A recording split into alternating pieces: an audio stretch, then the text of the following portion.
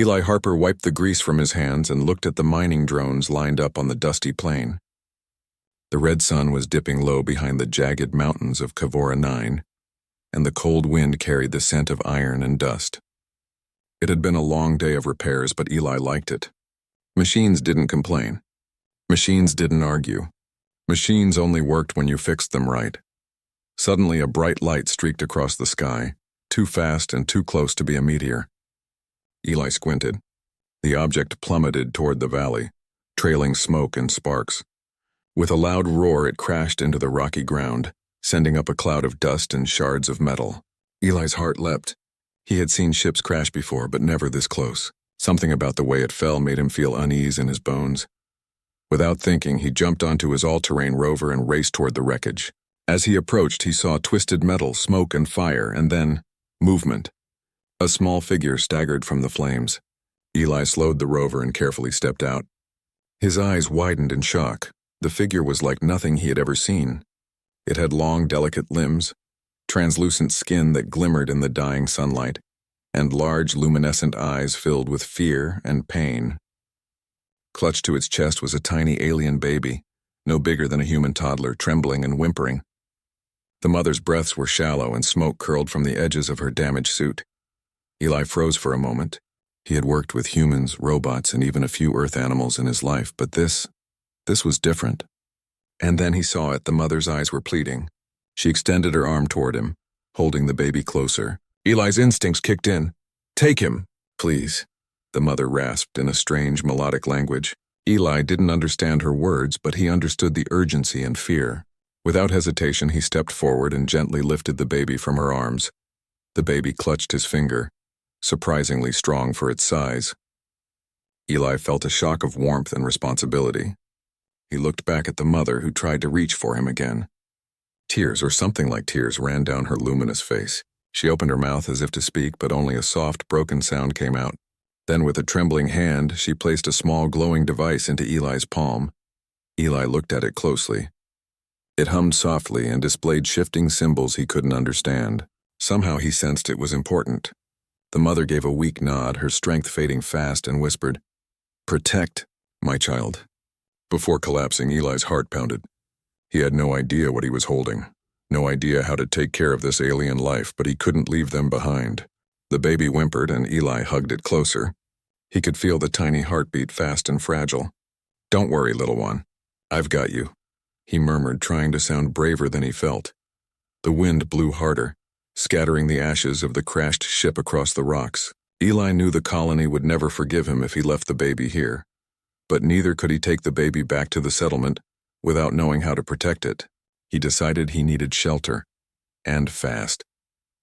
Using his rover, Eli carefully lifted the baby into a reinforced storage compartment and covered it with blankets and a soft thermal lining. He examined the glowing device again.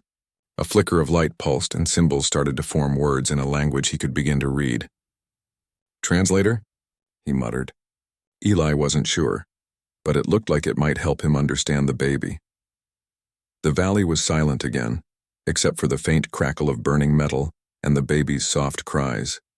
Eli felt a mix of fear, awe, and responsibility. Somehow he needed to keep this baby alive. Somehow he had to figure out the mother's final gift. Somehow he had to survive, because whatever had caused this crash might not be finished with them yet. Eli pulled the rover toward a nearby abandoned mining shelter, hidden between jagged rocks. He lifted the baby gently and carried it inside. It was warm inside, shielded from the wind and safe for now. He laid the baby down on a padded surface and watched its tiny chest rise and fall. He had no idea what kind of food it needed, how it breathed, or what dangers it might face. But one thing was clear. He would do whatever it took to protect this child. As the red sun vanished below the horizon, Eli looked at the glowing device, then at the fragile life in his arms. He whispered softly, "I don't know what comes next, little one, but we'll face it together." Outside, the wind howled, carrying the echoes of a world that didn't understand the bond forming inside that small, dusty shelter. And deep inside, Eli felt a spark of something powerful, hope, courage, and the unshakable determination of a human who would not fail. Eli sat beside the small padded bed. The alien baby, whom he had quietly started calling Leary, nestled in a soft blanket. The baby blinked its big glowing eyes up at him and made a soft cooing sound. Eli wasn't sure what it meant. Was it happy? Hungry? Curious? Every sound seemed full of meaning, but he had no way to understand it. He picked up the glowing device the mother had given him. The soft hum it made filled the quiet shelter. Eli tapped it lightly and symbols began to shift on its surface. Slowly words appeared in basic English. I am Leary, I am safe with you. Help me survive. Eli's mouth went dry. It worked. The device was a translator, a bridge between species. All right, Leary, Eli said softly. I don't know much, but we'll figure this out together. The baby blinked, tilting its head like it understood. Eli chuckled nervously. He had never raised a child, let alone an alien one. But something inside him made him determined to succeed. The first challenge was food. Eli tried water, milk, and even some protein gels from his rover supplies, but Leary rejected everything except a small, glowing nectar-like substance that Eli carefully collected from a container left in the alien ship's wreckage. Eli had no idea why it worked, but he carefully fed Leary drop by drop, watching its tiny body grow stronger with each passing hour. Next was safety. Leary's species had delicate skin and fragile bones. Eli used scraps of mining metal, soft insulation, and cloth to build a protective suit. It was simple but effective. When Leary wiggled inside, Eli noticed the baby could now move safely without risk of injury, and even began to reach for objects around the shelter. But the hardest part was communication. The translator helped, but Leary's expressions and sounds were fast, emotional, and sometimes hard to interpret. Eli spent hours observing the baby, watching gestures, listening to tones, noting reactions. Slowly, he began to recognize patterns. A high-pitched hum meant curiosity. A soft cry meant discomfort, and a tiny pull at the blanket meant it wanted attention. As days passed, Eli began to teach Leary small things. First touching objects, then recognizing tools, and finally, the baby showed signs of mimicking human actions. It was incredible. Leary would tap a lever and watch Eli's drones move.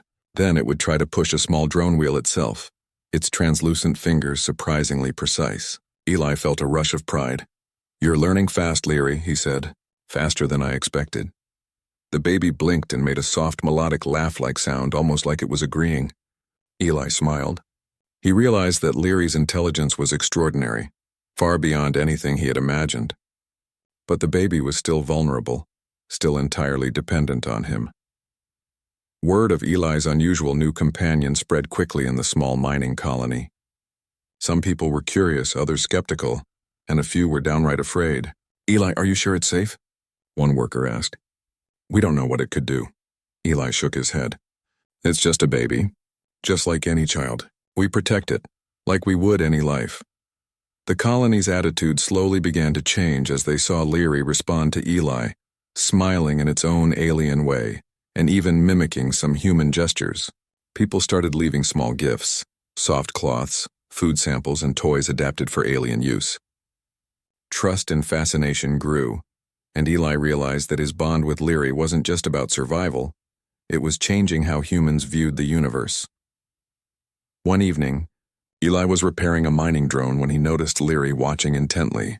The baby's tiny hands reached toward the tools, then mimicked the motion of Eli tightening a bolt. For the first time, Eli realized Leary could learn mechanics, perhaps even help him one day. A mix of excitement and responsibility surged through him, but Eli also knew they were not completely safe. The crash had not been accidental. Whoever had attacked Leary's mother might still be searching. He needed to prepare for danger, not just nurture the baby.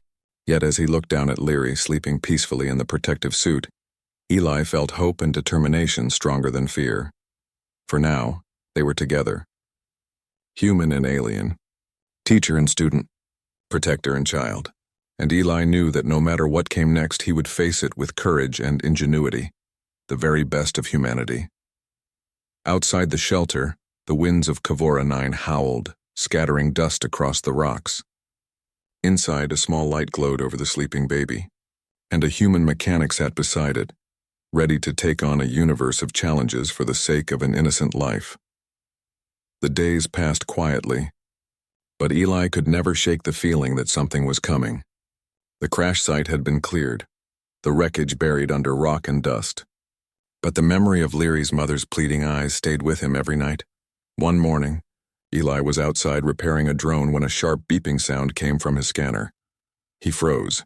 The scanner was detecting something far beyond the valley, something large, metallic, and moving fast. Eli grabbed his binoculars and climbed a ridge. Far away in the sky, he saw a dark triangular shape descending through the atmosphere, leaving a faint trail of smoke. His stomach tightened. That was no supply ship. That was a hunter. He rushed back to the shelter. Leary sensed his fear and made a soft, worried hum, clutching Eli's sleeve. "It's all right," Eli said, forcing calm into his voice. "But we need to get ready." Eli worked through the day and night. Using scrap metal and spare drone parts, he built a defensive perimeter around the shelter. Motion sensors, alarm wires, and automated drones were set to respond to any intruders. Leary watched carefully, learning from every motion. Sometimes it would mimic Eli, pressing buttons or connecting wires. Eli almost laughed. The baby was becoming his assistant mechanic. When night fell, the sky burned with the light of a landing craft. The triangular ship settled far across the valley, its lights glowing like cold stars. Eli turned off every lamp inside the shelter and sat with Leary in silence. Soon, strange shapes appeared on the horizon, tall, thin figures moving with precision, scanning the ground with glowing tools. They were searching for something. Eli's chest tightened. They were looking for Leary. He whispered to the translator, "Leary, we must stay quiet." The device translated, and Leary nodded with wide eyes, hugging Eli tightly. The figures came closer. Eli activated the first defense drone. A small buzzing sound filled the air as the drone shot into the night sky and released a flare. The aliens stopped, confused, their scanners pointing toward the light. Eli used the distraction to activate 2 more drones, which flew in circles, making loud mechanical noises. The aliens fired a strange pulse of energy, destroying one drone instantly. Eli clenched his jaw. "So they're armed," he muttered. Leary let out a sudden high-pitched hum that made the translator glow. "They want me." "They will not stop," the device translated. Eli took a deep breath. "Then we make them stop." The next few minutes turned into a dangerous game. Eli used his knowledge of the land to trigger rock slides, block paths, and confuse the searchers. His modified drones dropped bright flash bombs, blinding the aliens long enough for Eli to move Leary deeper into the shelter. But Eli was not just defending. He was learning. Each time the aliens fired their weapons, Eli watched carefully. He saw how they recharged, how long they waited between shots. Their weapons have a delay, Eli realized. I can use that. Finally, one of the aliens came too close to the shelter. Eli activated a hidden trap he had set earlier, a rigged mining claw that shot forward, knocking the intruder off its feet. Eli didn't wait. He rushed forward with a shock baton, knocking the weapon from its hand. The alien lay stunned on the ground, its glowing eyes dimming. For a moment, Eli saw not just an enemy, but another living being, perhaps following orders just as he was following instinct. But he had no time for pity. The others were regrouping, their voices sharp and angry. Eli pulled back into the shelter, breathing hard. Leary touched his face, its tiny expression full of worry. "We're okay," Eli said, "but they'll be back." By dawn, the searchers were gone, leaving only footprints and scorch marks on the ground. Eli stepped outside, exhausted but alive. His defenses had held, but he knew this was just the beginning. "They will return with more," the translator said in Leary's soft voice. Eli nodded grimly. "Then we won't be here when they do." He looked over the valley toward the colony. If he stayed, he would put everyone at risk. He had to move. He had to build something that could take them far away from Kavora 9. Eli knelt beside Leary, who reached out to touch one of the drones. "We'll make it out," Eli promised. "But it's going to take everything I know how to build." Inside the shelter, Eli sketched plans on a metal sheet. A makeshift spacecraft built from mining equipment and scrap, strong enough to get them off-world. It was dangerous. It was almost impossible, but Eli's mind was set. For the first time since the crash, Eli felt not just fear, but a new fire inside him. The aliens wanted to take Leary, to erase this fragile bond. He would not let them. He was human. He would fight for this child. Outside, the wind rose, carrying dust across the valley. The dark triangular ship lifted back into the sky, disappearing into the clouds. But Eli knew it would return. The next time he would be ready. The attack changed everything. Eli knew that staying on Kavora 9 meant death. For him, for Leary, and maybe for the entire colony. The aliens would return, and next time they wouldn't just search. They would destroy. Eli spent the next few days working without rest. He stripped mining vehicles for engines, cut spare metal into panels, and rewired drone parts to create navigation systems. The shelter became a workshop full of sparks, heat, and noise. Leary stayed close, watching Eli work with wide, glowing eyes. Sometimes Leary would crawl toward a tool and hand it to Eli, as if understanding what he needed. "Good helper," Eli said with a tired smile. Leary made a soft, melodic sound that almost sounded like laughter. Every night, when Eli finally stopped to eat, he sat with Leary under the dim light of the shelter. The translator glowed softly, translating Leary's soft sounds into simple words. "You are tired," the device said one night. Eli chuckled. "Yeah, but we don't have a choice. We have to leave before they come back." Leary tilted its head. "Leave?" "Yes," Eli said gently. "I'm building a ship." "It will take us far away where you'll be safe." Leary reached out a tiny hand and touched Eli's chest. "Say, with you," the translator said. Eli felt his throat tighten. He had never been a father, never imagined caring for a child, but now he felt something deep, a promise he could not break. By the 5th day, the craft began to take shape. It was rough, made of scavenged metal and patched wiring, but Eli's engineering skills turned junk into something functional. He tested the thrusters at night, hiding the heat signatures under the cover of the rocks. One evening, Leary surprised him.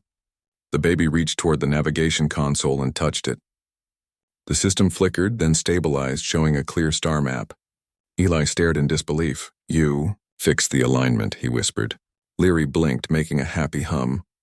Eli realized then that Leary's species might have a natural connection to technology, or maybe it was just learning fast by watching him. Either way, the ship was better with Leary's help. Together they worked, human hands and alien intuition creating something neither could have built alone. But time was running out. On the 7th night, alarms screamed through the valley. Eli's scanners showed a fleet of small enemy ships entering the atmosphere. His heart pounded. "They're back," he said, grabbing his tools. He strapped Leary into the small seat he had built inside the ship. The baby's eyes were wide but calm, as if it trusted him completely. "Hold on, little one," Eli said. Outside, the enemy ships landed, lights sweeping across the valley. Eli activated every remaining drone he had left, sending them flying in different directions to confuse the trackers. The night lit up with flashes of light as the aliens destroyed one drone after another. But each explosion gave Eli a few more precious seconds. He climbed into the cockpit, powered up the engines, and the ship rumbled to life. Dust and smoke filled the air as the craft lifted off the ground. The enemy ships noticed. They turned and fired. Energy bolts lit the night, striking the rocks around Eli's launch site. He gritted his teeth and pushed the engines harder. The makeshift craft shuddered but climbed higher and higher. Then came the real test, the chase. 3 enemy fighters broke off and followed him into the upper atmosphere. Eli swerved the ship, using every ounce of skill he had from years of piloting mining craft. "Come on, girl," he whispered to the ship. "Hold together." Leary pressed a small button on the console, and suddenly the ship's shield generator, something Eli hadn't even finished calibrating, flared to life. The next enemy blast struck the shield and ricocheted away. Eli let out a short laugh. "Nice work, partner." The chase continued into the asteroid belt that circled Kavora 9. Eli flew dangerously close to the rocks, weaving through narrow gaps. The enemy ships struggled to follow. One crashed into an asteroid and exploded in a flash of light. Eli turned sharply, letting 2 more fighters overshoot, then powered up the improvised engines to maximum thrust. The little ship shot out of the belt, leaving the enemies behind. Silence. Eli sat back in the seat, breathing hard. Leary was still strapped in, staring at him with big glowing eyes. The baby let out a soft coo that the translator turned into a single word. "Safe." Eli nodded slowly, a smile spreading across his face. "Yeah, safe for now." Ahead of them stretched the endless stars, beautiful and silent. Eli felt something stir deep inside him, hope. They had escaped death. They had built something together. And maybe, just maybe, they had a chance to find a place where Leary could grow up without fear. As the ship drifted through space, Eli adjusted the controls and plotted a course for the nearest interstellar outpost. He didn't know what they would find there, but he knew one thing for certain. He would protect Leary. Whatever came next, they would face it together. The journey through space was long, but Eli welcomed the quiet. After the chase, the silence felt almost peaceful. The stars stretched endlessly ahead.